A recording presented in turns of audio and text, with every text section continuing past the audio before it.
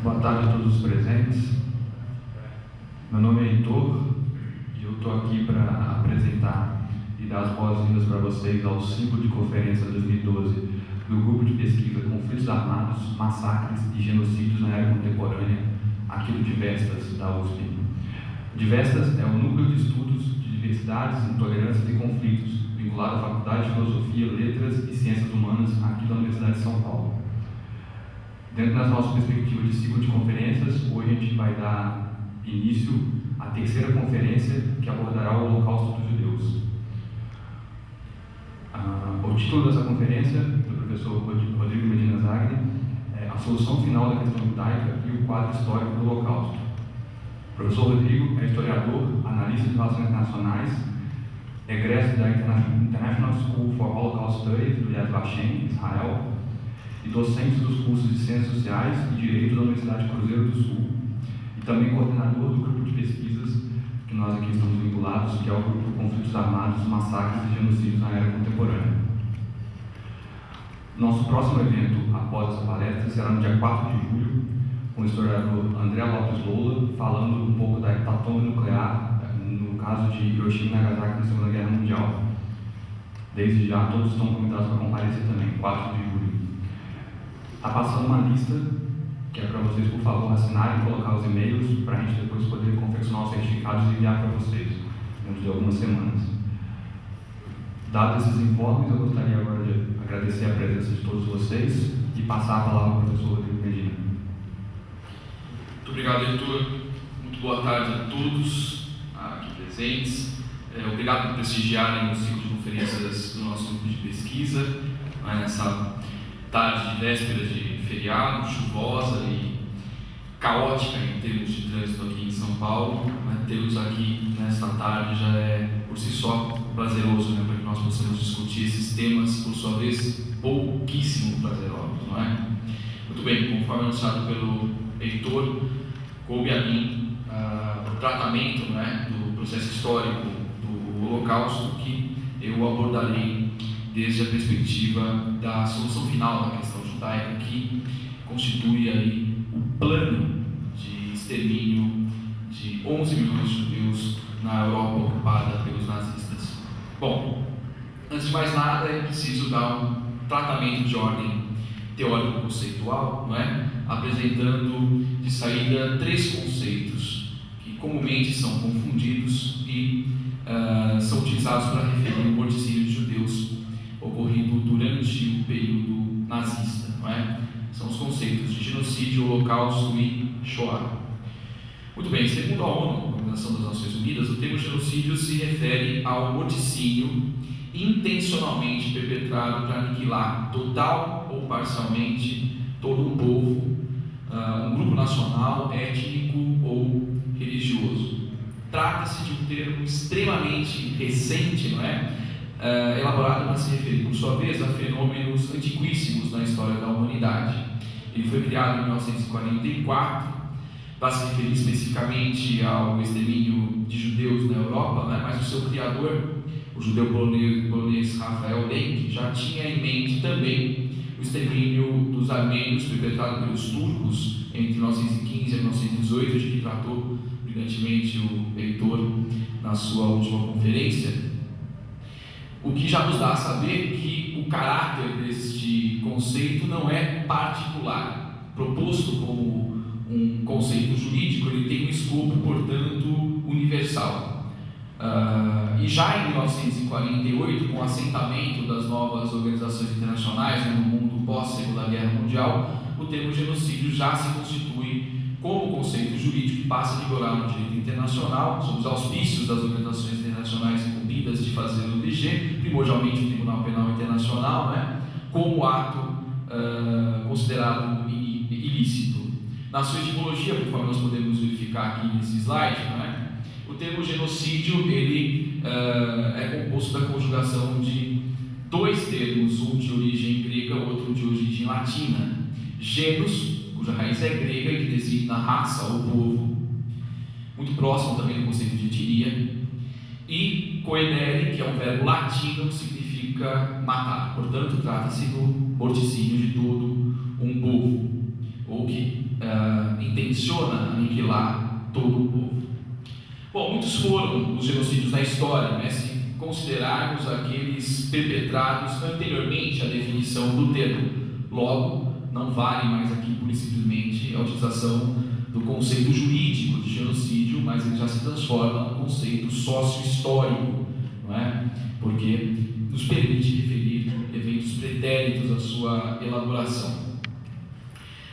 Se considerarmos a modernidade, não é? A colonização da América, que é o evento fundador da era moderna, é o mais importante acontecimento, segundo Adam Smith, fundador da economia clássica, não é? De toda a história da humanidade, foi o palco de morticínio de 70 milhões de nativos, segundo estimativas recolhidas por Tzvetan Todorov, e cuja qualidade das mortes, por sua vez, pode ser entendida a partir das crônicas, primordialmente de Bartolomeu de Las Casas, não é? Em especial aquelas compiladas na obra O Paraíso Destruído, que nos revela as atrocidades praticadas em nome da civilização europeia nos trópicos. Se nós considerarmos a história recente, o século XX, a era dos extremos, segundo o caracterizou Eric Hobsbawm, ele é inaugurado com o irromper da Grande Guerra em 1914, que por sua vez é o palco também de um evento genocida que marca, não é, o início da história contemporânea, em 1915, com o genocídio armênio perpetrado, digo mais uma vez, pelos turcos, não é? E pode-se dizer, portanto, não é, que a era contemporânea, tanto quanto a moderna, também é inaugurada por um genocídio. Passada a Segunda Guerra Mundial, os horrores do Holocausto, de que trataremos aqui, não garantiram, sob nenhum aspecto, a humanidade livrar-se dos males, não é, dos genocídios.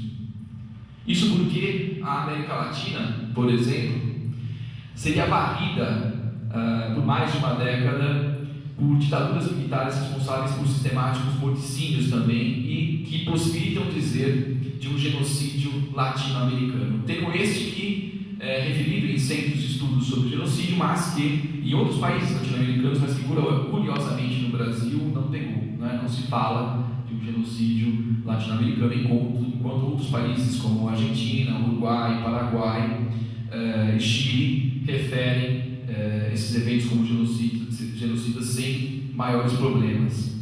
De 1975 a 1979, mais de 2 milhões de pessoas foram assassinadas no Camboja. De 1990 a 1994, nós tivemos os massacres em Ruanda, onde os Tutsis aniquilaram cerca de 800 mil Tutsis a golpes de facão, conforme nós podemos verificar aqui também nessa foto que traz um sobrevivente do massacre, não é? Legado mortuário sem a menor sombra de dúvidas do colonialismo europeu, perpetrado primordialmente no século XIX e início do XX. Bem como tivemos também as ações genocidas de limpeza étnica nos Balcãs. Refiro a partir desta imagem ao genocídio de Srebrenica, resultado dos conflitos da Bósnia e Herzegovina de 1992 a 1995, em que contabilizam em torno de 250 mil mortos, 1.282.600 desalojados e 300 mil refugiados, que fizeram a humanidade sangrar ainda mais nesta era, portanto, genocida. E em 2003, 500 mil de mortos seriam contabilizados no Sudão, em Darfur. Dentre os genocídios da era contemporânea, que nós procuramos mapear aqui muito superficialmente, apenas para encontrar o lugar histórico do Holocausto, né, determinado num quadro mais amplo, o Holocausto judeu é, sob vários aspectos, paradigmático. Isso porque as políticas de extermínio, que almejavam o aniquilamento de todo o povo judeu, reduzindo na prática de 11 milhões para 5 milhões em todo o mundo, foram sustentadas por doutrinas políticas, um regime de propaganda e um regime ideológico com difusão de massa, não é? E aceitação também nessa mesma escala, o totalitarismo, que foi comum a outras realidades no mesmo período, não é? Mas na forma do nazismo encontra expressões avassaladoras, primordialmente porque o ódio a uma determinada minoria social, não é, conseguiu ser alçado à condição de doutrina política. Bom, para tratar do morticínio de judeus, portanto, durante o regime nazista, é preciso correlacionar o conceito de genocídio com 3 outros comumente utilizados com o mesmo escopo, conforme eu disse aqui já introdutoriamente. O primeiro deles é o conceito de pogrom, palavra de origem russa, e que significa o ataque violento, sistemático a um determinado grupo de indivíduos no intuito de aniquilá-los, mas também destruir o seu ambiente de convívio social, as suas teias de interação social. Comumente esse termo é empregado para referir ações de violência organizada, não só contra os judeus, mas outras minorias étnicas na Europa ao longo da história. Então, na prática, a historiografia costuma referir os pogroms como eventos anteriores ao período da Segunda Guerra, mas também é possível verificar a sua utilização durante o período do Holocausto. Por exemplo, a Kristallnacht, de 1938, A Noite dos Cristais Quebrados, eu já li referências a este evento como sendo um pogrom nazista. Já o termo Holocausto deriva do termo grego holocauston, conforme podemos verificar aqui, que refere o sacrifício religioso de animais que eram consumidos no ato pelo fogo, termo que foi adotado na Alemanha para se referir ao extermínio de judeus por nazistas e que acabou no uso historiográfico, caracterizando-se como exclusivo para se referir ao morticínio de judeus. Tanto é que é incomum no discurso historiográfico a referência a outros genocídios utilizando-se o mesmo termo, Holocausto. E por fim, o termo Shoah, que deriva do hebraico antigo e que significa literalmente ruína, calamidade, catástrofe e destruição. Termo já utilizado desde 1940 para se referir ao genocídio de judeus europeus durante o nazismo e acaba sendo incluído na Declaração de Independência do Estado de Israel em maio de 1948. Ele difere gravemente em seus sentidos e significados do termo Holocausto, isso porque não refere a um tipo de sacrifício dado voluntariosamente em culto a uma entidade superior, a Deus, mas a tragédia total e completa que se abate sobre um povo, portanto nada voluntarioso isso, e enfim, que acaba alterando consubstancialmente os sentidos do termo e se transforma, sem a menor sombra de dúvidas, em conceito histórico. Bom, por fim, o último conceito que será apresentado ainda em termos introdutórios é o solução final, ou solução final da questão judaica na Europa. Conforme eu disse no início, trata-se efetivamente do plano de extermínio, não do extermínio em si, completo da população judaica na Europa, perpetrado este pelos nazistas. Tais planos, em seus sentidos, princípios e também justificativas, já haviam sido apresentados por Adolf Hitler em 1925, nas linhas muito mal escritas da obra Mein Kampf, escrito, como nós sabemos, em 1924, enquanto Hitler e outros líderes do partido nazista amargavam a prisão por conta do malfadado putsch da cervejaria, dado um ano antes, e que, contudo, alcança a condição de doutrina política com a ascensão dos nazistas ao poder em 1933, com a nomeação de Hitler para ocupar o cargo de chanceler, e no ano seguinte, com a morte do presidente recém-eleito Hindenburg, com a fusão entre presidência e chancelaria, resulta a proclamação do Terceiro Reich, o Terceiro Império Alemão, tendo Hitler como Führer. Bom, com a eclosão da Segunda Guerra Mundial, em 1939, tais princípios, já transformados em doutrina política, passam a ter plenas possibilidades de consecução. Por isso, o quadro histórico é imprescindível para entender como uma determinada doutrina de ódio pôde efetivamente ser ultimada. E nós temos aqui, portanto, como objeto de análise, o seu planejamento literalmente estratégico. Parte significativa da historiografia sobre o Holocausto considera que entre maio de 1939 a 1941, portanto, desde o início da guerra até a invasão da União Soviética, o extermínio dos judeus teria ocorrido por estimulação. Primordialmente isso porque grande parte dos mortos se encontrava nos guetos, campos de trabalho forçado e de concentração. Ainda que houvesse execuções regulares, esse tipo de morticínio foi entendido como ocorrido por estimulação. A partir de 1941, com a invasão da União Soviética, o quadro mudaria gravemente de figura e seriam necessários outros métodos para que os objetivos morticidas nazistas conseguissem efetivamente os resultados esperados. É dessas etapas, anterior e posterior a este marco, que foi a invasão da União Soviética em 1941, que nós trataremos adiante.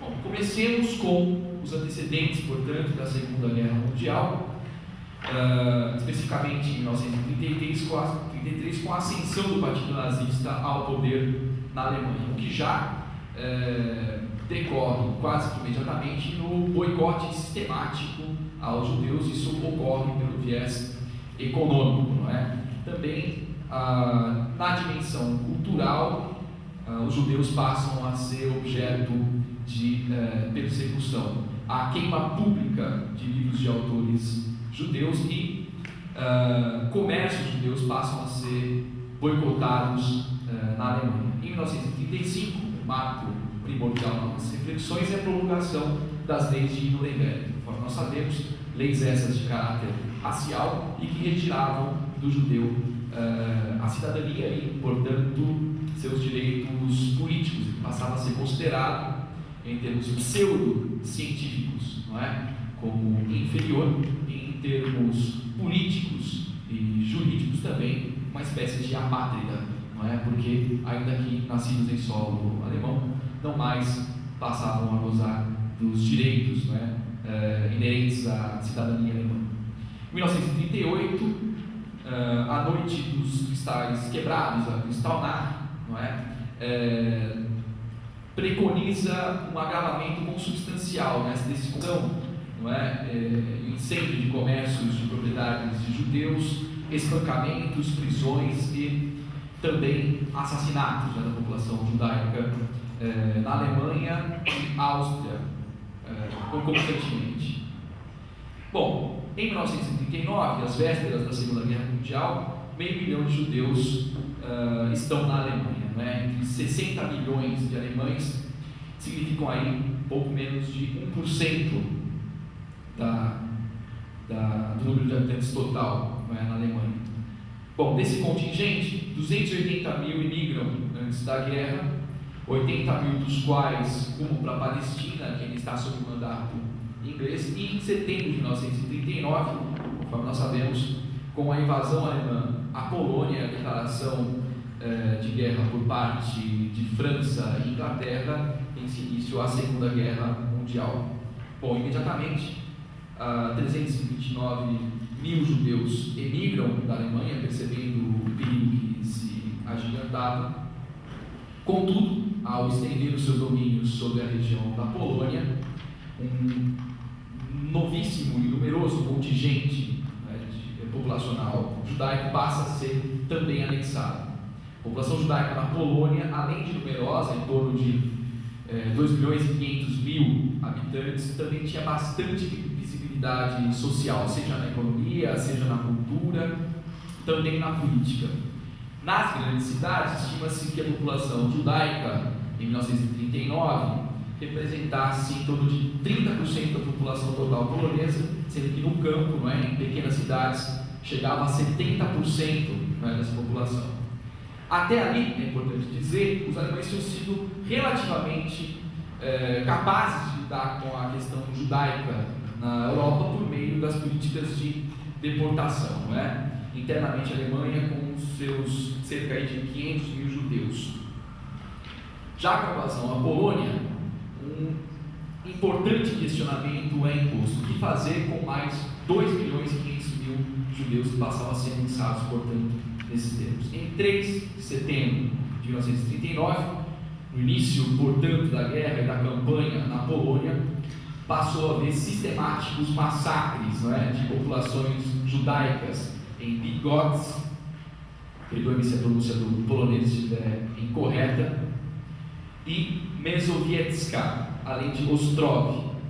Mas a solução para esse contingente de 2,5 milhões de judeus acabou sendo o concentramento e a guetoização, não é? Ou seja, a concentração dessa população judaica em campos e em guetos, e não ao acaso próximos ambos de linhas de trens. Em 21 de setembro de 1939, pode-se dizer que tenha sido iniciada a primeira etapa dessa solução final, com a ordem de Reinhard Heydrich de se organizarem, não é, esses guetos. De 1939 a 1942, a concentração dos judeus em guetos, não é, e esses submetidos aos Judenrat, os conselhos judaicos, que eram corpos administrativos escolhidos a dedo pelos nazistas, eram já amplamente alardeados pelos alemães como sendo medidas preparatórias para o envio dessas comunidades judaicas a reservas que seriam criadas, não é, primeiramente em Nisso, na Polônia, depois dizendo que teriam lugar essas comunidades judaicas na ilha de Madagascar, na África. Mas comunidades essas que nunca existiram, pois o propósito, conforme veremos, era bem outro, não é? Já tendo que ostentar braçadeiras com a estrela de Davi, ou 2 estrelas de Davi costuradas à roupa, não é? Nas costas e no tórax. Algumas imagens aqui podem nos deselar com os dizeres Yud. Confinados, os judeus eram expostos às mais duras humilhações, não é? Primordialmente nos guetos. Religiosos tinham suas barbas cortadas e arrancadas. Também costumava-se embeber as barbas, não é, de judeus religiosos em gasolina e se atear fogo. Chegaram a ser marcados com o uso de ferro em brasa, não é, nas faces, tanto com o símbolo da suástica quanto da estrela de Davi. Estima-se que os alemães tenham estabelecido em torno de 1.000 guetos na Polônia e após de junho de 1941 na União Soviética, conforme nós podemos perceber na imagem que eu lhes trago aqui. Aqui, a coloração mais escura, está a Alemanha, não é? Nos limites do Terceiro Reich. Aqui uma coloração um pouco mais clara, os aliados do eixo, e aqui os estados ocupados, não é? Então percebamos, aqui a estrela de Davi aponta exatamente a localização dos guetos, não é? Na Alemanha e territórios ocupados, não é? A grande parte desses guetos na Polônia, conforme disse, após 1941, com a campanha no leste europeu na União Soviética. Bom, o primeiro gueto é criado na Polônia em outubro de 1939, não é? Em Pietrów Trybunalski, mas os mais célebres acabaram sendo os de Lodz e de Varsóvia.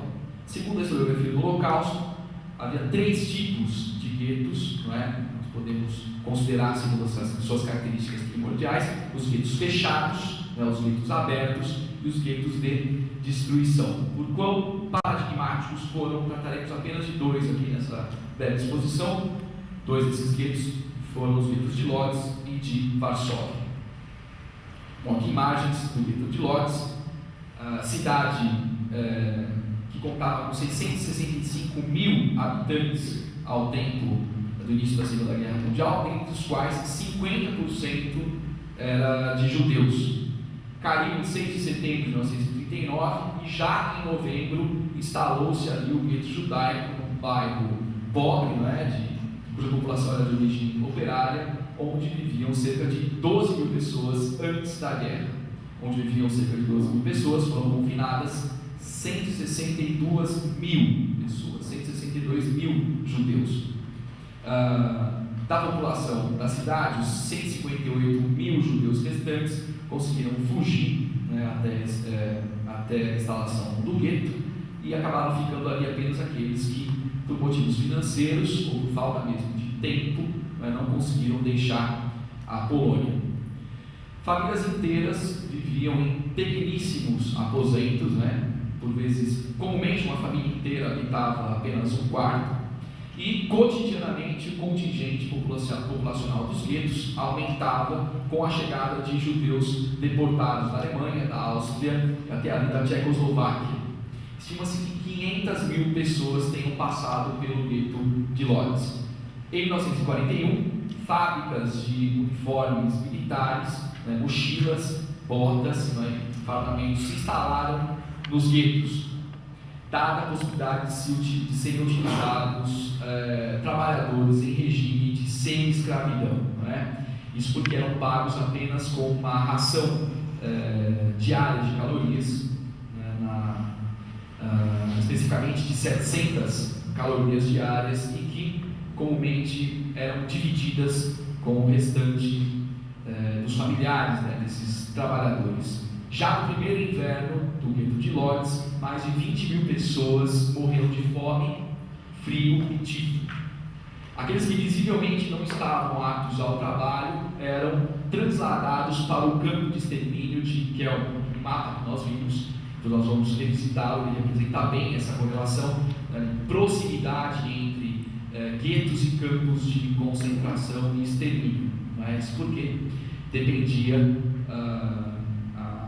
a eficiência do extermínio, a liquidação dos guetos. O gueto de Varsóvia foi instalado na capital da Polônia, onde viviam 1.180.000 habitantes, dos quais 354.000 eram judeus. Em 16 de outubro de 1939 é determinada a criação do gueto, e ele é cercado, desde os primórdios da sua organização, por um muro de 3 metros e que no topo trazia ainda cacos de vidro. Habitavam o bairro cerca de 80.000 poloneses e que receberam ordens para deixar suas casas no período de apenas uma semana, passando-se ali a se instalar os judeus. Criava-se com isso o maior gueto judaico estabelecido na Alemanha nazista. Em 10 de novembro de 1940, este gueto foi selado, portanto torna-se um gueto fechado, e é inclusive contemporâneo o decreto de pena de morte para aqueles que tentassem fugir do gueto, ou para aqueles que auxiliassem a fuga de judeus ou os abrigassem do lado externo, auxiliando-os, portanto, na sua fuga. Em proporções semelhantes ao gueto de Lodz, foram internados 500.000 judeus, ou seja, em dimensões semelhantes às do gueto de Lodz, foram acondicionados 500.000 judeus, uma condição, portanto, muitíssimo pior do que aquela vivida em Lodz, reduzindo-se inclusive a porção de calorias diárias, de 700 para 600 calorias por pessoa. Estima-se que em torno de 100.000 judeus, nessas condições de degradação extrema, tenham morrido de inanição. As mortes ocorriam em massa nas ruas dos guetos, nesses termos, Varsóvia é uma experiência extremamente emblemática da contemporaneidade, porque não havia nem tempo, nem espaço físico para os enterros, o que tornava comum na paisagem cotidiana daquelas pessoas, o trânsito pelas calçadas onde jaziam cadáveres que se decompunham a céu aberto.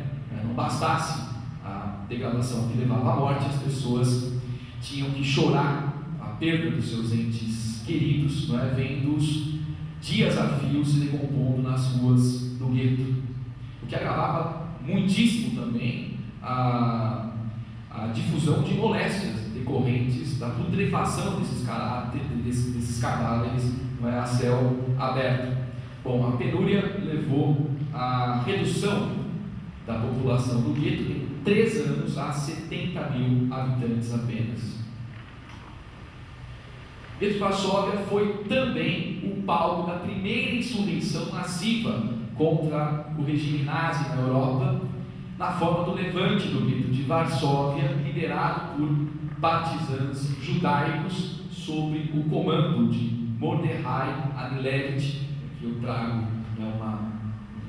uma foto sua, um dos poucos registros fotográficos de Mordecai, e uma imagem, não é, exatamente obtida no momento do levante, né, durante o levante do gueto de Varsóvia, cuja batalha final foi iniciada na noite da Páscoa judaica, em 19 de abril de 1943, e terminou, não é, com um heróico movimento liderado por Mordecai Anilevich, massacrado pelas tropas nazistas. Sobre o complexo concentracionário do nazismo, né, tendo dito um pouco sobre os guetos, passemos, portanto, aos campos. Existiram mais de 900 campos de concentração em toda a Europa ocupada.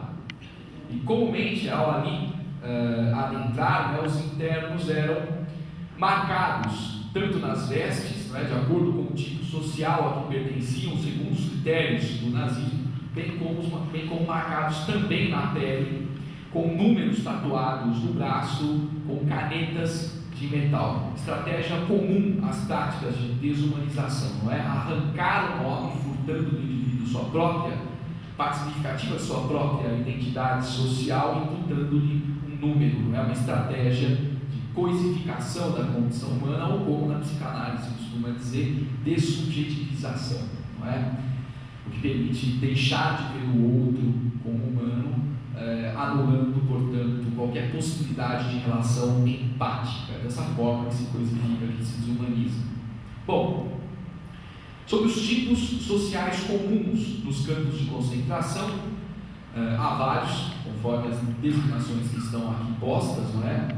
E que serviam costuradas, né, nos uniformes que usavam os internos para designar o seu tipo social. Vamos tratar daqueles primordiais, não é? A começar por comunistas e intelectuais, primeiríssimos alvos do regime nazista, considerados inimigos por sustentarem teses contrárias à ideologia nazi-fascista.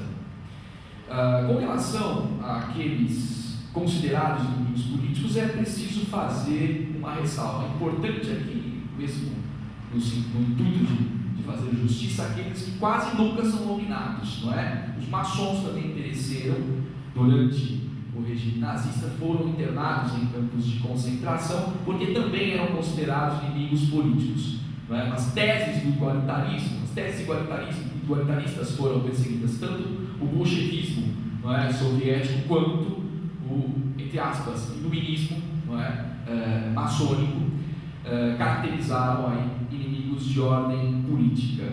Classificados, portanto, como prisioneiros políticos, tinham que usar também o triângulo vermelho invertido ao serem mandados para os campos de extermínio. Quanto aos números, há algo bastante complexo aqui. Estima-se que entre 80 mil a 200 mil maçons teriam sido exterminados em campos, número bastante impreciso, diga-se de passagem, dada a carência de pesquisas históricas sobre o tema, mas também pelo fato de terem sido inseridos na mesma categoria que outros inimigos políticos, não é? Caberia, conforme eu disse aqui, também a comunistas, dificultando enormemente a sua determinação, não é? Homossexuais, que eram considerados tipos degenerados, eram obrigados a ostentar um triângulo cor-de-rosa, que também era posturado às suas vestes, eram comumente espancados, castrados e se tornavam cobaias humanas para experimentos com hormônios. Também os ciganos, não é? Eram tipos sociais vistos comumente em campos de concentração, estimando-se aí que cerca de 500 mil tenham perecido vítimas de fuzilamento e dos campos de extermínio, no genocídio denominado a Grande Destruição, é presente até hoje na memória dessas comunidades. Muitos que sobreviveram a esse período na Europa, migraram inclusive para o Brasil. Testemunhas de Jeová foram perseguidos por recusarem-se a fazer a saudação nazista, a militar nos quadros do partido, a servir o exército, a pegarem armas pelas causas nazistas e também por recusarem-se a adorar em seus lares símbolos, não é, dessa cosmologia, portanto, nazista. Entre 1933 a 1945, estima-se que 10 mil testemunhas de Jeová teriam sido presos, dos quais 5 mil acabariam mortos, né, nesses campos de extermínio. Bom, em 1940, o quadro da Segunda Guerra Mundial muda, o que acaba alterando também o desenvolvimento lógico, né, desse projeto homicida dos judeus, com a abertura da campanha na Dinamarca e na Noruega, e primordialmente com a invasão à França, Bélgica, Luxemburgo e Holanda, que caem frente à Operação Manstein. Em 1941, não é? Com o desdobramento dessa mudança também de panoramas, né, na Segunda Guerra Mundial, decreta-se a proibição da imigração judaica. E o evento que mais nos interessa aqui no plano do desenvolvimento histórico da Segunda Guerra, para determinar, conforme eu disse, a configuração do plano de solução final da questão judaica, foi a invasão à União Soviética em 22 de junho de 1941, após os nazistas ultimarem o controle de praticamente toda a Europa ocidental. Os nazistas rompem o pacto germano-soviético, o pacto Ribbentrop-Molotov, o tratado de aliança e não agressão entre a Alemanha e Rússia, invadem, não é, a União Soviética. Para o contingente judaico em território soviético, os nazistas, por conta, não é, do quão numeroso era esse contingente, reservaram outra solução: os Einsatzgruppen, destacamento de elite, não é, da SS, que iriam comumente à retaguarda do exército, enquanto avançava a Wehrmacht. Eles iam eliminando por fuzilamento tanto comunistas quanto a população judaica de povoados inteiros, não é, que comumente eram levados a bosques e outros locais ermos próximos a esses povoados invadidos, onde se abriam as valas comuns que os abrigariam, não é? Muitas vezes essas valas eram abertas pelos próprios, não é, que iriam preenchê-las, por aqueles que iriam preenchê-las. Dessa forma, estima-se que teriam sido mortos cerca de 1.300.000 judeus. Dos mais tenebrosos massacres perpetrados pelos Einsatzgruppen, destacam-se os massacres de Bonari, próximo a Vilna, em julho de 1941, e em Babi Yar, localidade próxima a Kiev, em 28 de setembro de 1941. O que nos põe a pensar gravemente o desenvolvimento lógico, não é, do plano de solução final da questão judaica é o fato de 2/3 dos Einsatzgruppen terem tido formação universitária, tanto quanto vocês que aqui estão. A metade deles, diga-se de passagem, ostentava títulos de doutor em ciência política, economia, direito e filosofia, áreas que, portanto, se desvencilharam de valores filosóficos elementares, como os de justiça, por exemplo, ou impuseram uma outra concepção de justiça onde não cabiam determinados tipos sociais, não é? Porque deixaram de ser caracterizados esses como humanos, o que nos revela drasticamente a carência de uma educação humanizadora, não é, no seio da sociedade alemã, exatamente do que trata o célebre texto de Theodor Adorno, Educação após Auschwitz, cuja leitura foi recomendada, né, aos pesquisadores desse grupo, e estendo por sua importância a todos aqui presentes, não é? Em dezembro de 1941, tem início em Kelm, próximo a Lodz, um novo método nesse processo de, entre aspas, evolução dos métodos morticidas nazistas, que é o implemento dos caminhões da morte. Judeus eram colocados em caminhões de carroçaria fechada, como esses que a gente pode ver aqui nas imagens, em direção a valas comuns. E ocorre que o escapamento desses caminhões era instalado de forma a se voltar à parte interna da carroçaria, o que era suficiente para que nos 15 minutos, em média, de trajeto, não é, todos que ali estivessem acondicionados fossem mortos por asfixia. Ocorre que o suplício poderia durar horas, isso porque acabava sendo comum que o motor, né, desses veículos, por quão antigos eram, guiçasse, levando por vezes também horas para o seu reparo, enquanto judeus imploravam por suas vidas dentro dessas carroçarias fechadas e com dificuldades imensas, não é, de se respirar, porque já havia sido iniciado o gaseamento, né, ali dentro. Bom, o campo de extermínio de Kelm, de dezembro de 1941 a abril de 1942, morreram em torno de 40 mil pessoas, em sua maioria provenientes do gueto de Lodz. Ao final de 1941, a cúpula nazista ela já havia se dado conta de que os Einsatzgruppen e as suas técnicas, tanto quanto os caminhões em Kelm, seriam lentos e inadequados frente à envergadura, né, da tarefa de exterminar toda a população judaica da Europa. Portanto, requeriam-se métodos mais eficientes para a produção desejada. Vejam que já se opera aí a percepção de que apenas uma lógica industrial daria conta da envergadura da tarefa. Já desde julho de 1941, Hermann Göring determinaram a elaboração de planos para a liquidação física de todos os judeus da Europa, do que resulta exatamente um plano aprovado na Conferência de Wannsee, em janeiro de 1942, conhecido como Solução Final, do qual nós passaremos a tratar a partir de agora. Portanto, em 20 de janeiro de 1942, realiza-se a Conferência de Wannsee, Wannsee, e o objeto era o de pôr em prática, o objetivo, era de pôr em prática as ordens recebidas por Heydrich, dadas por Göring em 31 de julho de 1941, no plano que recebia a designação de solução final e pretendia selar o destino de 11 milhões de judeus na Europa. Os mais importantes graduados oficiais presentes na conferência foram Heydrich, que eu já mencionei, e Adolf Eichmann.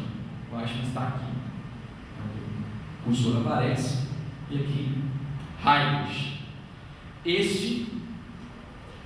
Eichmann, preso na Argentina pelo Mossad, pelo Serviço Secreto de Israel, em 1960, julgado e condenado à morte em Jerusalém, além de outros membros que pertenciam aos ministérios imediatamente subordinados a Eichmann, e os quais se incumbiram de pôr em prática o plano ali aprovado.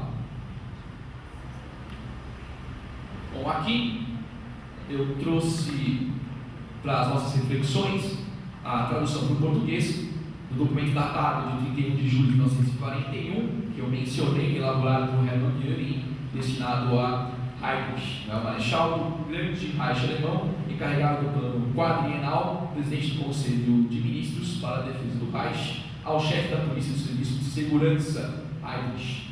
Em aditamento à tarefa que lhe foi confiada por mandato em 24 de janeiro de 1939, a saber, dar a melhor solução possível nas circunstâncias atuais ao problema judaico pela expatriação ou evacuação, pela presente encarrego de proceder à preparação da solução definitiva e geral do problema judaico, do ponto de vista da organização e dos meios materiais dos territórios sob influência alemã na Europa. Na medida em que isto se prende com a competência de outras instâncias centrais, estas são obrigadas a conceder-lhe a sua participação. Encarrego, além disso, de me submeter um projeto relativo a disposições a tomar em vista da realização da solução do problema judaico. Que, ao lado do documento utilizado na mesma conferência, que contabilizava a população judaica na Europa, demonstrando-se demograficamente onde estavam alocadas essas comunidades, que totalizam, conforme nós podemos verificar aqui, 11 milhões de indivíduos. Bom, Heydrich é colocado à frente da solução final da questão judaica, conforme nós podemos inferir da leitura desse documento, e incumbido de colocar em marcha um plano rápido, de aniquilamento dos judeus na Europa, a partir de duas medidas primordiais. A primeira delas, deveriam ser mantidos vivos apenas judeus considerados aptos para o trabalho. Portanto, os nazistas, no quadro histórico da Segunda Guerra Mundial, posso dizer, reinventam a própria escravidão. E segunda dimensão primordial aqui é que, com o uso de transportes prioritários, todos os demais judeus deveriam ser eliminados o mais rápido possível. Bom, dos transportes imprescindíveis do deslocamento dos judeus para os campos de extermínio fora incumbido o capitão SS Kurt Novak. Em 5 de março de 1942, já estão planejadas as execuções de 55 mil judeus que restavam ainda na Alemanha, 20 mil na Boêmia e Morávia, 19 mil em Viena, bem como começa a tomar corpo o plano de extermínio dos judeus dos demais territórios ocupados. Câmaras de gás e fornos crematórios são encomendados a cientistas e a empresas alemãs, e 6 campos principais são mobilizados para a tarefa de fazê-los funcionar: Treblinka, Belzec, Majdanek, Sobibor, Auschwitz e Kelm.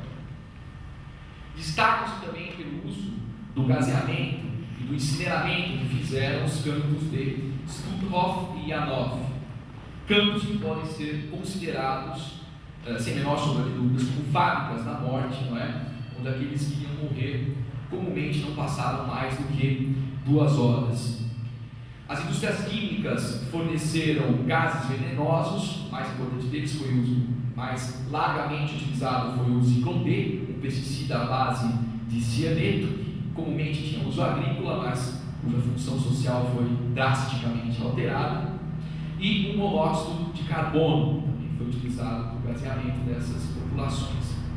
Aplica-se nesses complexos notadamente a lógica industrial para a tarefa julgada civilizatória pelos nazistas, não é?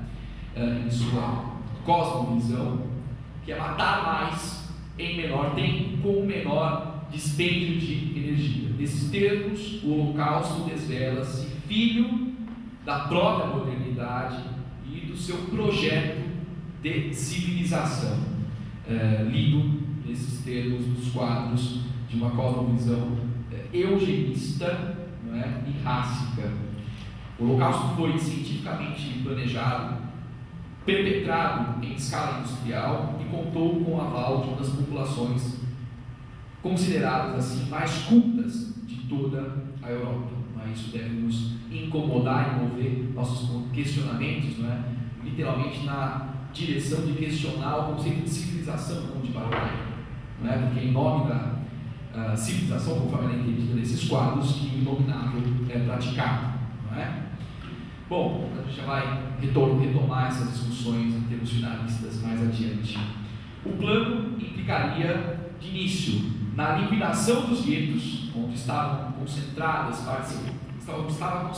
parte significativa da população judaica, e no transporte do seu contingente para os campos de extermínio, o que prescindia da construção de instalações especiais, os campos de extermínio, praticamente todos na Polônia, para onde conduziam os judeus de toda a Europa ocupada, transportados em trens. Aqui eu quero chamar a atenção, eu volto ao mesmo mapa que nós já vimos anteriormente, para as rotas de deportação, né, que traziam comunidades judaicas das regiões mais distantes ocupadas pelos nazistas, né, tanto quanto de regiões próximas, fazendo a conexão entre guetos, né, grandes centros urbanos e campos de extermínio. Conforme dito, prescindia desta etapa da liquidação dos guetos e do transporte desse contingente populacional para os campos de extermínio. Portanto, os guetos são liquidados, à exceção de Lodz, no momento em que os campos de extermínio têm o seu maior apogeu exatamente este ano de 1942. Aqui uma imagem, não é, da liquidação do gueto de Cracóvia, mas também são célebres as imagens da liquidação do gueto de Varsóvia, após sua heróica resistência, e de Białystok, os mais expressivos casos, não é, desta longa lista de guetos liquidados. Lodz foi liquidado apenas em agosto de 1944, quando ali haviam apenas 80 mil judeus, do total de 500 mil que por ali haviam passado, que foram encaminhados, todos eles, para Auschwitz, onde por sua vez foram exterminados. Sobre o gueto de Varsóvia, em 22 de junho de 1942, foi instalado, próximo a Varsóvia e o seu gueto, o campo de extermínio de Treblinka, dotado de 3 câmaras de gás e cujo comandante Stangl foi preso no Brasil logo após a Segunda Guerra Mundial. Aqui a gente pode vislumbrar uma montanha de cinzas humanas, documentada a partir de registro fotográfico, logo em seguida a libertação deste campo. Diariamente, o contingente de Varsóvia e de outras localidades era trazido pelos trens para serem exterminados neste campo. Bom, o que era dito para os judeus transportados de forma, não é nem precária, mas também assassina nesses trens. Os alemães diziam aos judeus que esses trens levariam a população judaica para organizar colônias agrícolas que deveriam povoar a Ucrânia, mas notadamente o seu destino certo seriam as câmaras de gás. Câmaras essas que, conforme nós podemos ver na foto, aqui à esquerda, à direita nós temos fornalhas, elas eram parecidas com salas de banho e eram utilizadas para o extermínio em massa por meio do uso de gases venenosos, introduzidos pelo teto e que produziam a morte por asfixiamento. Os judeus eram ali obrigados a adentrar já despidos de suas vestes, e muitos pensavam que ali iriam efetivamente tomar banho.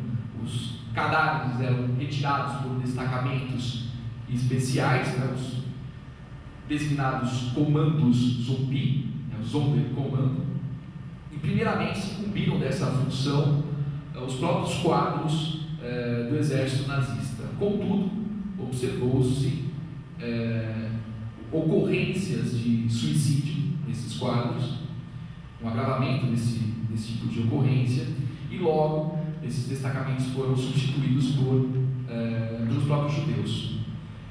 O que nos chama a atenção é que nesta função, cumprindo a função, portanto, de acondicionar os seus pares nas câmaras de gás, vedá-la, acionar o dispositivo que por sua vez acionaria o gás, observar até o momento em que certamente todos estariam mortos, depois transportá-los para as fornalhas, a vida desses homens não ultrapassava nesta função o marco de 8 meses em média. Morriam de tristeza, comumente de depressão. Eu tive a oportunidade de entrevistar um sobrevivente do Holocausto em Jerusalém, no ano de 2009, que cumpria exatamente essa função, e ele, jamais esquecerei dos seus relatos, dizendo que transportou a própria filha e a esposa, depois de tê-las visto morrer numa câmara de gás, transportou-as para o crematório. O fato de ele estar vivo, de ter reconstruído a sua vida, de ter uma nova família, ainda assim,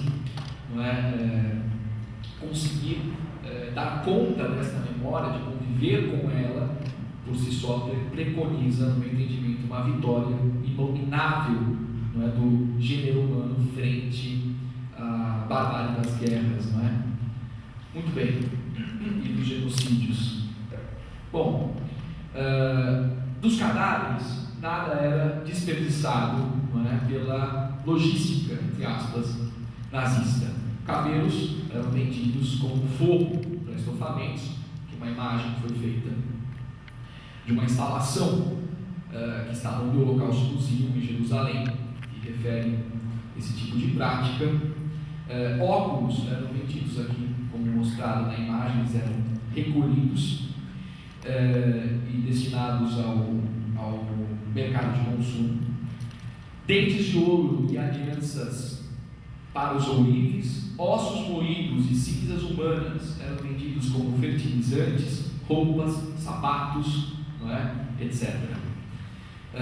Só o elemento humano era descartado, porque sequer como humanos estes eram vistos. Para tratarmos dos campos de extermínio, não é? Daremos como o mais paradigmático dentre todos, indubitavelmente, que foi Auschwitz, onde se utilizou largamente o gaseamento por Zyklon B, enquanto, por exemplo, campos como Belzec, primeiro campo de matanças, não era o complexo concentracionário nazismo, foi utilizado o monóxido de carbono. Bom, Auschwitz é considerado paradigma de crime contra a humanidade, isso porque ali, não é, foram ultimados métodos de eficiência literalmente industrial aplicados aos propósitos de extermínio, o que contou também com o acompanhamento de pseudociências que levaram a extremos, como experimentos médicos, cobaias humanas, trabalho escravo, mortes por inanição, não é? A plena, total e completa degradação da condição humana, e que leva, Primo Levi, a nos questionar se é possível dizer que eram estes homens, não é? Esse é o sentido que eu vejo no poema que leva nome a nado de Primo Levi. É isso o homem? Uma pergunta se aquele que é submetido a essa condição pode ser tido como humano, porque efetivamente ele é resultado do processo de desumanização que sobre ele, não é, se abateu.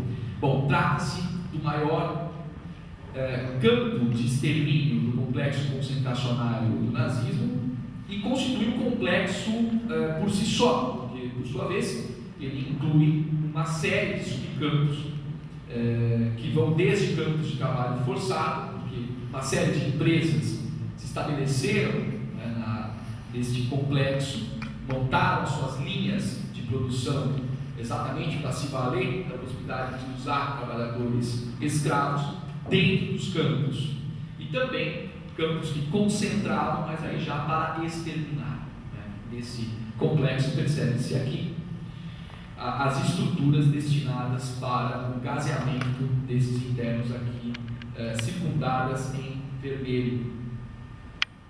E aqui o projeto, né, de uma instalação de câmara de gás, que evidentemente não foi elaborado por leigo, né? Evidentemente não foi elaborado por leigo, é alguém que também acessou o ensino superior e não conseguiu com isso, de forma alguma, imbuir-se de valores minimamente humanísticos.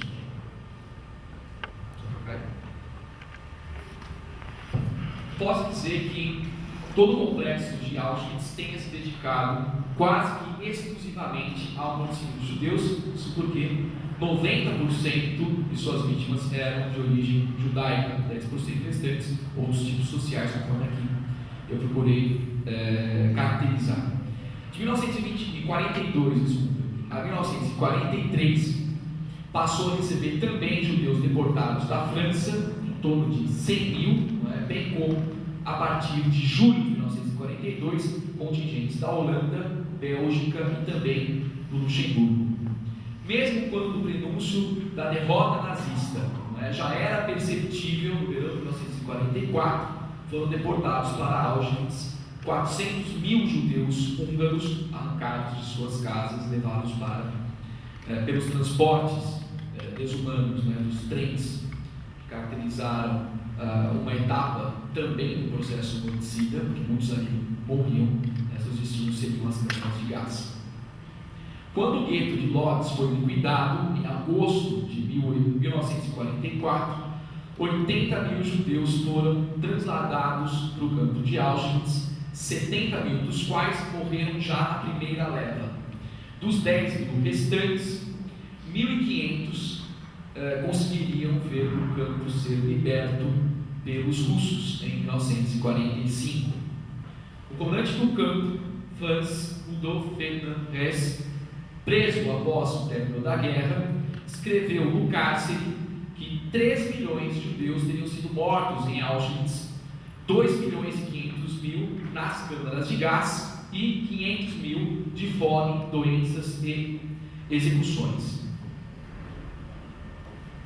Experimentos médicos, conforme eu mencionei, eram comuníssimos, não é? Em Auschwitz, não só em Auschwitz, mas em vários outros campos. Por parte de médicos nazistas, há que se considerar o médico na hierarquia nazista era considerado um dos principais e mais valorosos combatentes, porque se difundia a partir, não é, da disseminação de uma ideologia eugênica, de uma pseudociência chamada de higiene racial, que está em curso não uma luta de classes, conforme preconizavam os socialistas, mas uma luta de raças, não é?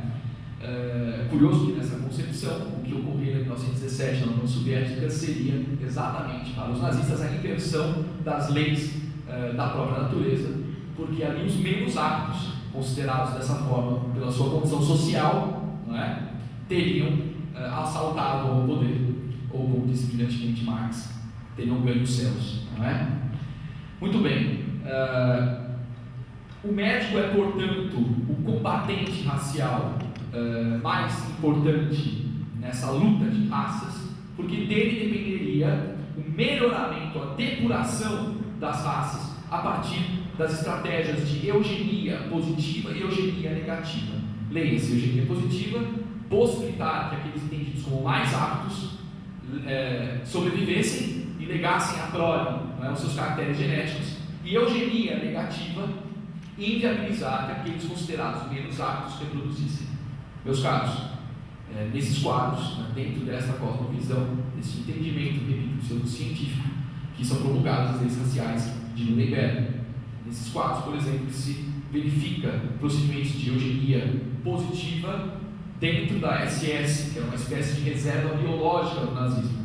A origem da SS é bastante curiosa, são destacamentos de educação física, de atletas, que funcionam literalmente como reservas biológicas, na medida em que tem que comprovar a descendência germânica até pelo menos o século XVII, seus casamentos têm que ser aprovados pelo alto oficialato da SS, tendo as noivas que comprovar também a descendência germânica até o século XVII, portanto, não é, configura aí procedimentos notórios de eugenia positiva, enquanto o extermínio de judeus, evidentemente, é preconização mais drástica daquilo que nós podemos chamar de eugenia negativa.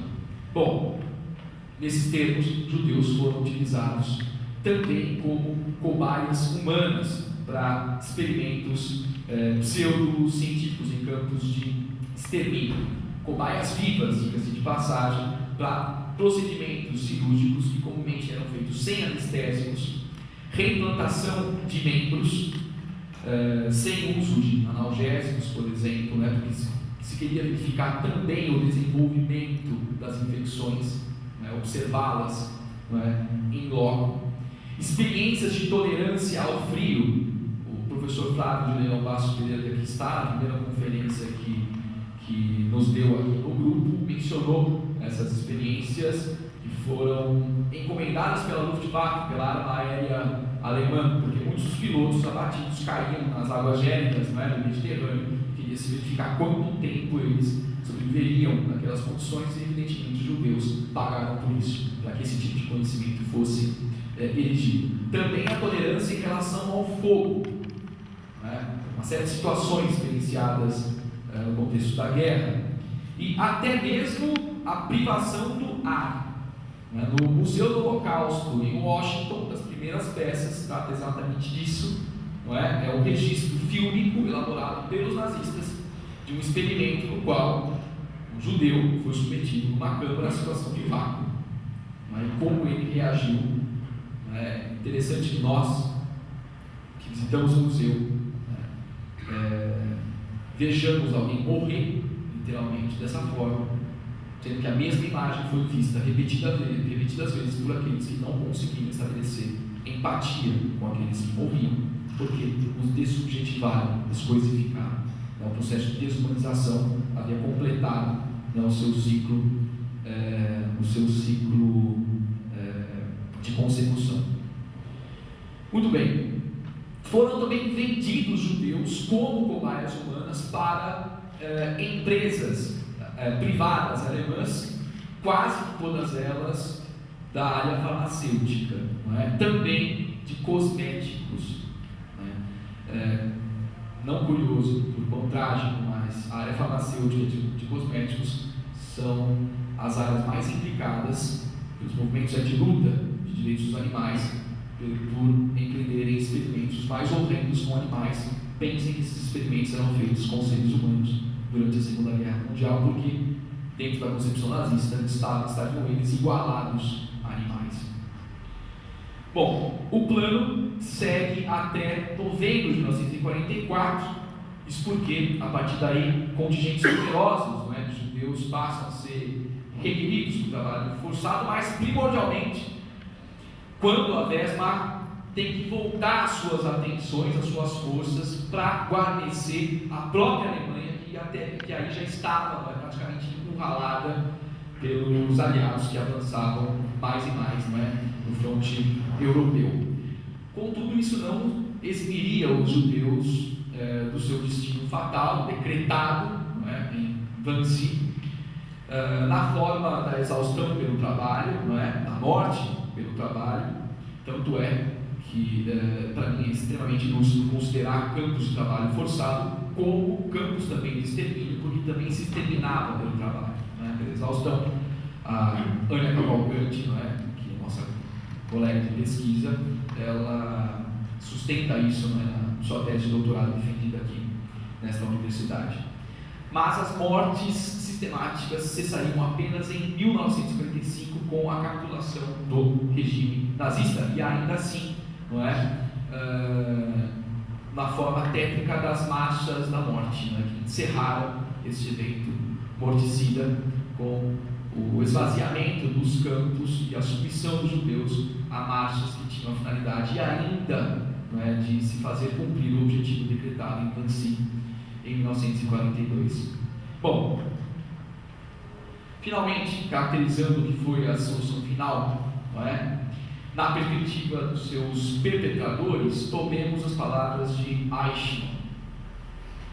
Em depoimento prestado em Nuremberg, Dieter Wilsny, subordinado a Eichmann, declarou: em 1944, Eichmann me disse: entrarei rindo na minha sepultura, sabendo que, tendo na consciência a morte de 5 milhões de judeus, esta é uma satisfação extraordinária. Bom, meus caros, o que dizer, não é, sobre essas palavras? Estima-se que durante a Segunda Guerra Mundial, em torno de 50 a 60 milhões de pessoas tenham sido mortas, não é? 6 milhões delas judeus, que é importante frisar, são culpados pura e simplesmente por existir. As palavras de Eichmann, não é, ao cabo de tudo, impõem as palavras da menina Annalise Maria Frank, Anne Frank, como entrou para a história, morta aos 15 anos de idade no campo de concentração. Nunca mais recuarei diante da verdade, pois quanto mais tardamos a dizê-la, mais difícil torna-se aos outros ouvi-la. Muito obrigado a todos.